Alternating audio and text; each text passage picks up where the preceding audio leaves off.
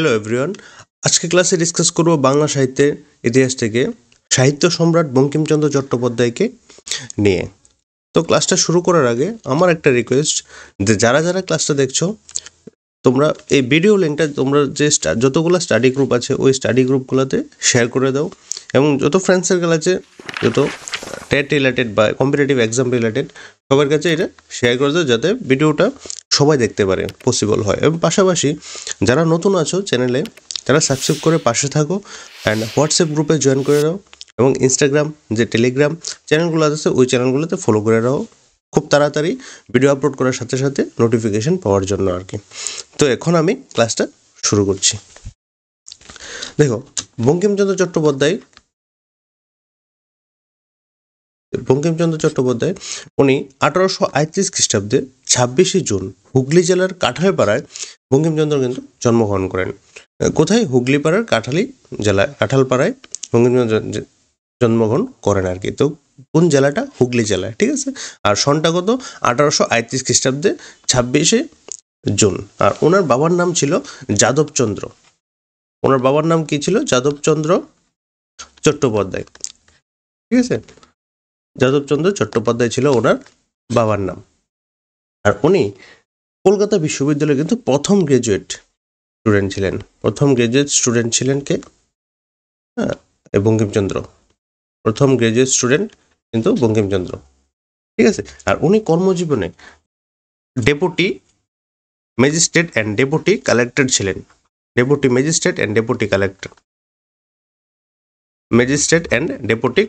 ছিলেন কিন্তু উনি কর্মজীবনে, ঠিক আছে। আর ওনার ঠিক 14টা উপন্যাস আছে। এই 14টা উপন্যাস নিয়ে সাহিত্য চর্চার দিকে আমরা ডিসকাস করব এই ক্লাসের মধ্যে, ঠিক আছে। আর উনি যদি লাস্টের দিকে যদি দেখি, একটা ইম্পর্টেন্ট টপিক হইল কি, আমরা মনে রাখতে লাগবে ইনফরমেশন কি, যে উনি যেই সনে মৃত্যুবরণ করেন 1894 খ্রিস্টাব্দে 8ই এপ্রিল উনি মৃত্যুবরণ করেন। তো 1894 খ্রিস্টাব্দে 8ই এপ্রিল উনি মৃত্যুবরণ করেন, আর জন্মগ্রহণ করেন 1838 খ্রিস্টাব্দে 26শে জুন, ঠিক আছে। জন্মগ্রহণ করেন হুগলি জেলার কাঁঠালপাড়ায়। ওনার বাবার নাম কি?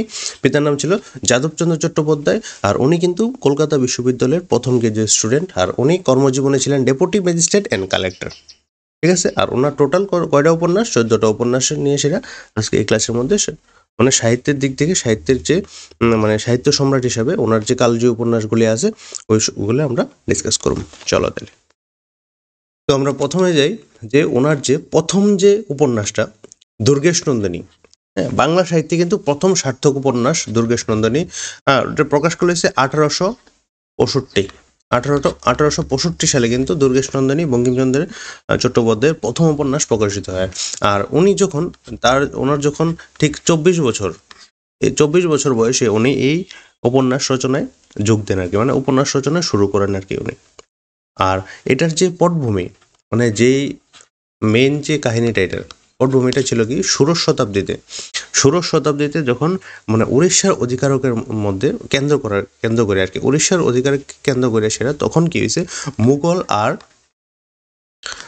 ও পাঠানদের মধ্যে যে যুদ্ধ হয়, যে সংঘর্ষ বাধে, এই সংঘর্ষটির পটভূমি করে সেটা কিন্তু এই দুর্গেশ নন্দিনী রচিত হয়েছে, ঠিক আছে। এটার পটভূমিটা মনে রাখতে লাগবো, আর এর যে প্রকাশিত কালটা এটা মনে রাখতে লাগবো। আর উনি বঙ্কিমচন্দ্র ঠিক 24 বছর বয়সে এটা রচনা স্টার্ট করেন। নেক্সটে দেখুন আমরা, নেক্সটে কি আছে? কপালকুণ্ডলা। বঙ্কিমচন্দ্রের দ্বিতীয় উপন্যাস কপালকুণ্ডলা প্রকাশিত হয় 1863 খ্রিস্টাব্দে, ঠিক আছে। এটি বঙ্কিমচন্দ্রের বাংলা সাহিত্যের প্রথম রোমান্টিক উপন্যাস বঙ্কিমচন্দ্রের বাংলা সাহিত্যে কপালকুণ্ডলা, ঠিক আছে। আর এটা কিন্তু এই উপন্যাসকে কেন্দ্র করে সেটা দামোদর মুখোপাধ্যায় উনি কি করেন 1874 খ্রিস্টাব্দে উনি একটি কাব্যধর্মী উপন্যাস রচনা করেন, যেটার নাম কি হয়? মৃন্ময়ী। 1874 খ্রিস্টাব্দে। আর এই কপালকুণ্ডলা উপন্যাসের মধ্যে যে প্রধান চরিত্রগুলি আমাদের মনে রাখতে লাগবে, এই প্রধান চরিত্রগুলি আমি একটু লিখেই গেছি, ঠিক আছে। প্রধান চরিত্রগুলি প্রথমত হলো কি, নবকুমার শর্মা, and কাপালিক, কপালকুণ্ডলা। নেক্সট হলো কি আমাদের পদ্মাবতী, শ্যামসুন্দরী, হলো কি জাহাঙ্গীর।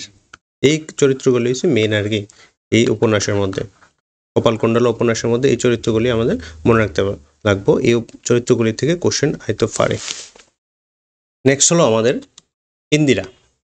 ইন্দিরা যে বঙ্কিমচন্দ্রের উপন্যাস, প্রথম প্রকাশিত হয় 1873 সালে।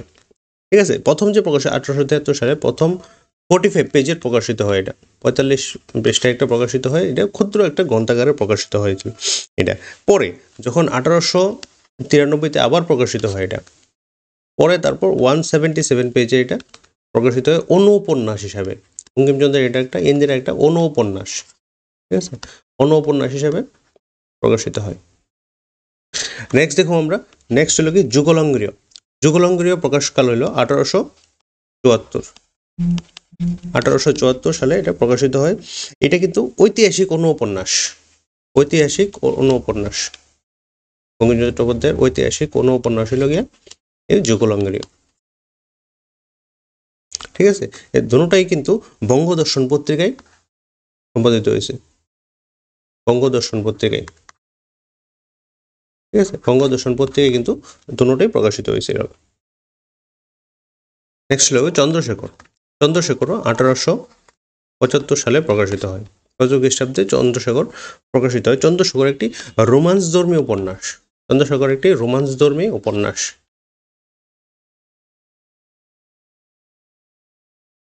চন্দ্রশেখরকে একটি রোমান্স ধর্মী উপন্যাস, এটিও কিন্তু বঙ্গদর্শন পত্রিকায় সম্পাদিত হয়। নেক্সট উপন্যাস হলো রাজসিংহ।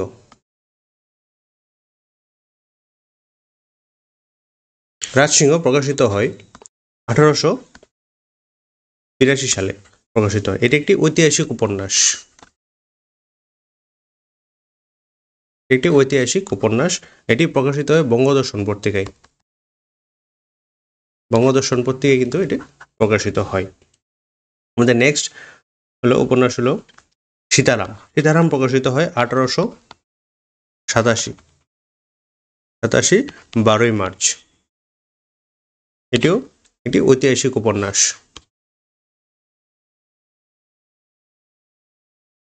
এটিও একটি ঐতিহাসিক উপন্যাস। আমাদের নেক্সট উপন্যাস হলো রাধারানী।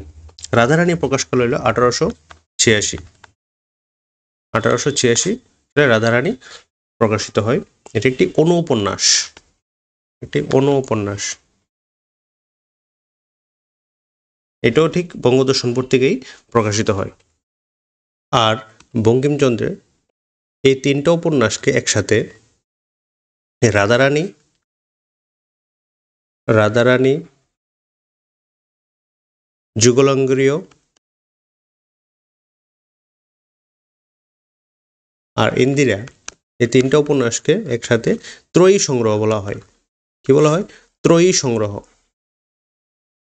ত্রয়ী সংগ্রহ বলা হয়। ঠিক আছে, ত্রয়ী সংগ্রহ বলা হয়। রাধারানী, যুগলঙ্গিয় আর ইন্দিরা, এই তিনটা উপন্যাসকে একসাথে ত্রয়ী সংগ্রহ বলা হয়।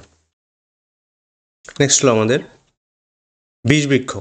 বিষবৃক্ষ প্রকাশ করা হলো 1873, 1873 সালে বিষবৃক্ষ প্রকাশিত হয়। এটা একটি সামাজিক উপন্যাস, একটি সামাজিক উপন্যাস। আর এই উপন্যাসের প্রধান প্রধান যে চরিত্রগুলি আছে, এই চরিত্রগুলি হলো প্রথমত হইল কি নগেন্দ্র, নগেন্দ্র, সূর্যমুখী, কুন্দন নন্দিনী,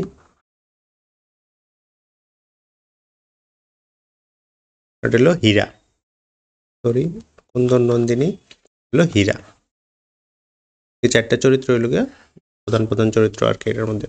বিষবৃক্ষে একটি সামাজিক উপন্যাস, 1873 সালে এটি প্রকাশিত হয়। আর এর প্রধান প্রধান চরিত্রের মধ্যে নগেন্দ্র, সূর্যমুখী, কুন্দনন্দিনী আর হীরা হইল প্রধান প্রধান চরিত্র। নেক্সট হইল রজনী। রজনীর প্রকাশকাল 1877, আর এই রজনী উপন্যাসে কিন্তু বঙ্কিমচন্দ্র চট্টোপাধ্যায়ের একটা মানে বিশিষ্ট একটা উপন্যাস আর কি, মানে জনপ্রিয় উপন্যাস। এই উপন্যাসের মধ্যে যে প্রধান প্রধান চরিত্রগুলি আছে, প্রথমত হইল গিয়ে রজনী। রজনী কিন্তু এটার মানে মেইন মুখ্য চরিত্র আর কি, রজনী নিয়ে সেটি কিন্তু মেইন। তারপরে আছে অমরনাথ। রজনী অমরনাথকে খুবই ভালো পাইতো, হ্যাঁ। প্রয়োজনে রজনী বলেছিল আর কি যে তার যত বিষয় সম্পত্তি আছে সব কিছু ছেড়ে দিব, ঠিক আছে। আর এটা হলো কি লবঙ্গলতা। আর হলো কি লবঙ্গলতার যে সন্তান নাম ছিল শচীন্দ্র। লবঙ্গলতার সন্তান বলতে নিজ সন্তান না হইলেও কিন্তু সন্তানের মতনই লালন পালন করতো আর কি, হ্যাঁ। আর ছিল কি রাম সদয় মিত্র কিন্তু রজনীর যত বিষয় সম্পত্তি আছে সবকিছু দেখাশোনা করতো এই রাম সদয় মিত্র, ঠিক আছে। কিন্তু রাম সদয় মিত্র ভোগ করতেছিল আর কি। যখন অমরনাথ এই জিনিসটা জানতে পারেন যে রাম সদয় মিত্রই মানে অমরনাথ অ্যাকচুয়ালি কাশিতে যখন যায় তখন এক সন্ন্যাসীর কাছ থেকে শুনতে পারেন যে এক রমণীর নাকি মানে সব বিষয় সম্পত্তি মানে দখল করতেছে এই রাম সদয় মিত্র হিসেবে। যখন রমণীকে মানে নিয়ে আসে তখন জানতে পারে আর কি যে রাম সদয় মিত্রই ছিল ওই মানে লোকটা আর কি, আর ওই রমণী ছিল রজনী আর কি। তখন রজনী কিন্তু অমরনাথকে মানে ভীষণ ভালো পাইতো আর কি, প্রয়োজনে তার বিষয় সম্পত্তি সব কিছু ছেড়ে দিতে হবে। আর লবঙ্গলতা কী করেন, লবঙ্গলতা এই রাম সদয় মিত্রের সাথে পরামর্শ করে সেটা মানে শচীন্দ্রের বিয়ের প্রস্তাব দেন এই রজনীর সাথে বিয়ে করার লেগে আর কি। কারণ কি লবঙ্গলতা ভাবছে যে সব বিষয় সম্পত্তি কিন্তু হাতছাড়া হইব, রাম সদয় মিত্র ভাবতেছে কি যে সব বিষয় সম্পত্তি তো হাতছাড়া হইব যদি অমরনাথের সঙ্গে রজনীর বিয়ে ঠিক হয়ে যায়। তো রজনী কিন্তু অমরনাথে চাইতো এবং অমরনাথও সেম, ঠিক আছে। তো ওই সময় কি হয়েছে, লবঙ্গলতা রাম সদমিত্র একসাথে মিললে সেরা এই অমরনাথকে কিন্তু ভয় দেখাইছিল আর কি, কিন্তু তারপরেও কোনো কাজ হয়েছে না। এবং শেষে কি হয়েছে, শেষে রজনী অমরনাথ সব কিছু ত্যাগ করে সেরা মানে অমরনাথের যত বিষয় সম্পত্তি আছে সব কিছু ত্যাগ করে রজনী আর শচীন্দ্রকে নাম করে সেরা লিখে দিয়ে সে অমরনাথে কিন্তু সন্ন্যাস জন্মগ্রহণ করে নিয়েছিল। কাহিনীটা খুব সুন্দর আছে, কাহিনীটা একটু পড়ে নিও। আমি একটা জাস্ট এমনি একটা শর্ট একটা বললাম আর কি। আর শেষে রজনী আর শচীন্দ্র সুখে শান্তিতে সংসার ধর্ম পালন করছিল। তো এই গেল মেন রজনীর কাহিনীটা আর কি। রজনীটা একটা বিশিষ্ট একটা উপন্যাস, 1877 হয়েছে। নেক্সট হলো কি কৃষ্ণকান্তের উইল। কৃষ্ণকান্তের উইল প্রকাশিত হয় 1878 সালে প্রকাশিত হয় কৃষ্ণকান্তের উইল। এটি একটি সামাজিক উপন্যাস, ঠিক আছে। আর এটা কিন্তু মানে কৃষ্ণকান্তের উইল মানে কি তা ত্রিভুজ প্রেমের কাহিনী, মনে রাখবা ত্রিভুজ প্রেমের কাহিনী কিন্তু এই রচিত, কিন্তু উপন্যাসটি রচিত হয়েছে ত্রিভুজ প্রেমের কাহিনী, ঠিক আছে। এটার মধ্যে 3টা চরিত্র নিয়েই মেন আর কি। মেন গীতা রোহিণী, চরিত্রগুলি অন্য ইংরেজি লিখে দিই তাহলে মন থাকবো আমাদের কি, রোহিণী, ভ্রমর, আর একটা হলো কি গোবিন্দলাল, ঠিক আছে। এই 3টা চরিত্র নিয়ে সেটাই কিন্তু মেন, ঠিক আছে। এই 3টা চরিত্র রোহিণী, ভ্রমর আর গোবিন্দলাল। শুরু হলো আমাদের বঙ্কিমচন্দ্রের দেশাত্মমূলক উপন্যাস। প্রথমত হলো আনন্দমঠ প্রকাশিত হয় 1882 খ্রিস্টাব্দে আর কি। তো এই উপন্যাস কিন্তু বাংলা ও ভারতীয় সাহিত্যের সবচেয়ে গুরুত্বপূর্ণ উপন্যাস, হ্যাঁ। এটার কাহিনী হচ্ছে 1773 খ্রিস্টাব্দে যে বাংলার যে উত্তরবঙ্গের যে সন্ন্যাসী আন্দোলনের উপর ভিত্তি করে কিন্তু এটার কাহিনী রচিত হয়েছে, ঠিক আছে। আর এই উপন্যাসের মধ্যে বঙ্কিমচন্দ্র বন্দে মাতারম গানটি লেখেন এবং পরে কিন্তু এই ভারতবাসীরা এই বন্দে মাতরম মানে এই স্লোগান হিসাবে কিন্তু জাতীয়তাবাদী স্লোগান হিসাবে কিন্তু গ্রহণ করেন, ঠিক আছে। এই ইনফরমেশনগুলি মেন আর কি। আনন্দমঠ 1882 এবং 1773 মানে যেই কাহিনীটা 1773 সন্ন্যাসী আন্দোলনের উপর ভিত্তি করে কিন্তু এই কাহিনীটা রচিত হয়েছে। আর এই উপন্যাসের মধ্যে কিন্তু বঙ্কিমচন্দ্র চট্টোপাধ্যায় বন্দে মাতরম স্লোগানটি লেখেন আর কি, গানটি লেখেন। এবং পরে কী হয়েছে ভারতীয় স্বদেশপ্রেমীরা বন্দে মাতরম এই বাক্যটারই আছে না মানে জাতীয়তাবাদী স্লোগান হিসেবে গ্রহণ করেন আর কি। আর এই কাহিনীর প্রধান যে চরিত্রগুলি হলো গিয়ে মহেন্দ্র, এটা হলো কল্যাণী, মহেন্দ্র আর কল্যাণী। ঠিক আছে, প্রধান চরিত্র মহেন্দ্র আর কল্যাণী। নেক্সট হলো দেবী চৌধুরানী। দেবী চৌধুরানী প্রকাশকাল হলো 1884। হ্যাঁ, এই উপন্যাসের মধ্যে দিয়ে সেরা বঙ্কিমচন্দ্র তার এই বিশ্বাসকে দৃঢ় করছিল যে মানে একমাত্র ব্রিটিশদের সাথে আছে সশস্ত্র সংঘর্ষের মাধ্যমে কিন্তু মানে স্বাধীনতা জয় করা যাবে আর কি, একমাত্র উপায়। আর এটার মানে এই দেবী চৌধুরানীর উপন্যাসের মেইন উদ্দেশ্য ছিল কি মানে ব্রিটিশরা যে মানে ব্রিটিশ সাম্রাজ্যের যে নিপীড়ন মানে যেই অত্যাচার করতেছিল ভারতীয়দের উপরে, মানে ভারতীয়দের সাধারণ মানুষের মধ্যে যাতে শক্তির যে সঞ্চার করে দেওয়া আর কি মেইন উদ্দেশ্য আর কি, মানে শক্তি সঞ্চারকরণ এই কাহিনীর মেইন উদ্দেশ্য। আর এই উপন্যাসের প্রধান চরিত্র হলো কি প্রফুল্ল, ঠিক আছে। আর প্রফুল্লরে ডাকাত সর্দার ভবানী পাঠক আর একটা চরিত্র আসলো ভবানী পাঠক। তো এই উপন্যাসের মানে মেইন যে চরিত্র হলো প্রফুল্ল আর ভবানী পাঠক। আরেকটা জিনিস আমি মিস করে দিয়েছিলাম আগে, রাজ সিংহার দুইটা চরিত্র আছে, দুইটা চরিত্র হয়েছে কি জেব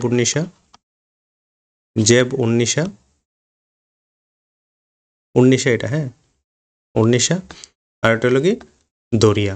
এই দুইটা চরিত্র আমি একটু মিস করে দিয়েছিলাম, তো আমি এটা একটু লিখে দিলাম। জেব উন্নিশা আর দরিয়া হইলো কিন্তু রাজসিংহ উপন্যাসের দুইটা চরিত্র, ঠিক আছে। আর বঙ্কিমচন্দ্রের যদি বলা হয় যে বাংলা উপন্যাস তাহলে কিন্তু প্রথম বাংলা উপন্যাস হইব দুর্গেশ নন্দিনী, ঠিক আছে। আর প্রথম বাংলা উপন্যাস হইল দুর্গেশ নন্দিনী। প্রথম বাংলা যদি বলা হয় দুর্গেশ নন্দিনী হইব। আর যদি বলা হয় প্রথম উপন্যাস তাহলে কিন্তু রাজমোহন ওয়াইফ, দুর্গেশ নন্দিনী। প্রথম যদি শুধু প্রথম উপন্যাস যদি বলা হয়, প্রথম উপন্যাস যদি তাহলে কিন্তু রাজমোহন ওয়াইফ আমরা লিখতে লাগবো, ঠিক আছে। রাজমোহন ওয়াইফ, যেটা 1864-তে প্রকাশকাল। আর দুর্গেশ নন্দিনী কিন্তু প্রকাশকাল হয়েছে 1865। এটার যাতে কোনো রকমভাবে আমাদের মধ্যে কোনো যাতে ভুল না হয় আর কি। প্রথম উপন্যাস শুধু প্রথম উপন্যাস বলা হলে রাজমোহন ওয়াইফ, আর প্রথম বাংলা উপন্যাস বলা হলে দুর্গেশ নন্দিনী 1865। রাজমোহন ওয়াইফ ইংরেজিতে লেখা হয় আর কি, রাজমোহন ওয়াইফ হয়েছে ইংরেজিতে লেখা হয়েছিল, ঠিক আছে। আর বঙ্কিমচন্দ্রের দেবী চৌধুরানী, আনন্দমঠ, ঠিক আছে, আনন্দমঠ, একটা হলো কি সীতারাম। আর এই তিনটাকে বলা হয় কিন্তু ত্রয়ী উপন্যাস, এই তিনটাকে বলা হয় ত্রয়ী উপন্যাস, ঠিক আছে। আর ত্রয়ী সংগ্রহ কিন্তু আর ওই তিনটাকে ত্রয়ী সংগ্রহ বলা হয়, ঠিক আছে। আর এই তিনটাকে বলা হয় ত্রয়ী উপন্যাস, দেবী চৌধুরানী, আনন্দমঠ আর সীতারাম। এখন আমরা বঙ্কিমচন্দ্র চট্টোপাধ্যায়ের যে প্রবন্ধগুলি আছে প্রবন্ধগুলি নিয়ে এসে দেখুন যে প্রবন্ধগুলি কী কী আছে। যে প্রবন্ধগুলি আছে প্রবন্ধ প্রকাশিত হয় প্রথমত হইল কি লোকরহস্য প্রকাশকাল হইল 1874, ঠিক আছে। আর বিজ্ঞান রহস্য হইল গিয়ে 1875। কমলকান্তির দপ্তর প্রকাশকাল হইল গিয়ে 1875, সেম ইয়ার হয়েছে দুটাই। বিবিধ সমালোচনা প্রকাশকাল হইল 1876। সাম্য প্রকাশকাল হইল গিয়ে 1879। প্রবন্ধ পুস্তক প্রকাশকাল 1879, সেম ইয়ার রয়েছে। অ্যান্ড কৃষ্ণচরিত্র প্রকাশকাল হইল 1882। বিবিধ প্রবন্ধ প্রকাশকাল হইল 1887। অ্যান্ড ধর্মতত্ত্বর প্রকাশকাল 1880। শেষটা দেখালেও যে শেষ প্রবন্ধ গ্রন্থ হইল গিয়ে বঙ্কিমচন্দ্র চট্টোপাধ্যায় ধর্মতত্ত্ব 1888 এবং প্রথম হইল লোকরহস্য 1874, ঠিক আছে। প্রথম শেষ। আর বিজ্ঞান রহস্য অনেকবার আইতে পারে। বিজ্ঞান রহস্য 1875, কমলকান্তি দত্তর 1875 থাকতে পারে। এগুলো ইম্পর্টেন্ট আছে। যে প্রবন্ধগুলি আছে এই প্রবন্ধগুলির প্রকাশকালগুলি বেশি ইম্পর্টেন্ট আর। তো এই ছিল টোটালি বিশিষ্ট সাহিত্য সম্রাট বঙ্কিমচন্দ্র চট্টোপাধ্যায় থেকে যে কম্পিটিটিভ এক্সামের জন্য যে যে ইম্পর্টেন্ট বিষয়গুলি আছে এই বিষয়গুলি নিয়ে টোটালি আলোচনা একটা বিষয়। মানে ভিডিওটা মানে ভালো লাগলে অবশ্যই শেয়ার করো, সবাই যাতে ভিডিওটা দেখতে পারে। এবং মক টেস্টের জন্য ডিসক্রিপশন লিঙ্কে চেক করে থাকো, মক টেস্ট আছে ওইটা ট্রাই করো। চলো, থ্যাংক ইউ এভরিওয়ান।